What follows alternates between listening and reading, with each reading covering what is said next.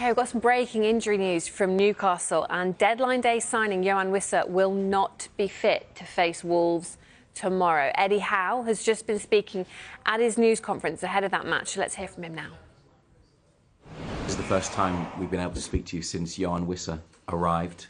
Why did you want to bring him here? Why did you work so hard to get him in? Well, yeah, I think an established Premier League goal scorer, which is very difficult to find, difficult to recruit. I think he's got really good qualities. He had an outstanding year, not just last year, but the last few years in the Premier League. So he's got a history of scoring goals. He's done well against us and been a difficult player for us to handle when we've come up against him. And I really admire the journey that he's been on to get to this point, because it's not been easy for him. He's had big steps to make in his career, but he's always adjusted and made them. So hopefully he can do the same with us. He's just come back from international duty, hasn't he, in Africa? Is he fully fit and available for Wolves this weekend?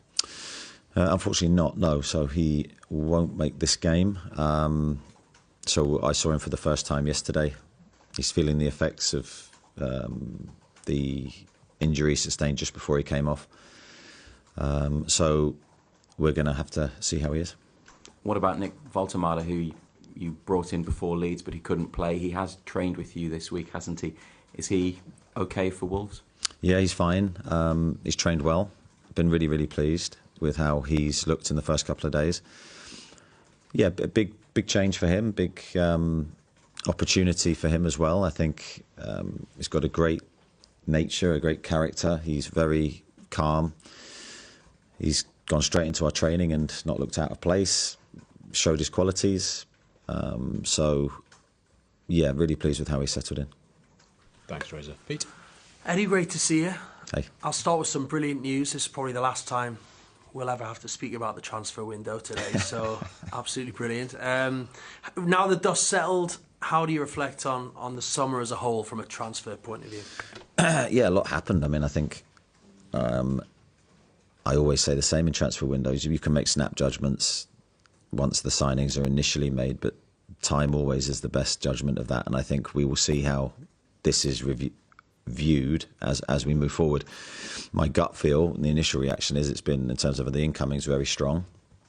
I really like the group of players that we've added to the already really strong squad, not just in terms of ability and playing style, but in terms of people. So I think the group and the spirit and the feel of the group will be very strong again. Of course, we've lost a few players in there as well, and that's always an adjustment period for the squad to stabilise and to find its feet, and in terms of a new squad and a new team and all those things that we will now have to go and prove how good we are. But I'm excited about the possibilities of this squad. Another positive as well, I mean, probably one of the things since you came to the club that Newcastle have struggled with is that they've not been able to sell many players when you arrived here for big fees, so it's kind of probably held the club back a little bit in the market. You've been able to bring in a record transfer fee into the club, and that's going to give you a lot of room to manoeuvre going forward and strengthen. Yeah, I think selling players with PSR, and I've said this many times before, it is part of any club's future. I think you have to trade. It's something that sometimes you don't want to trade certain players, but you have to trade to produce income.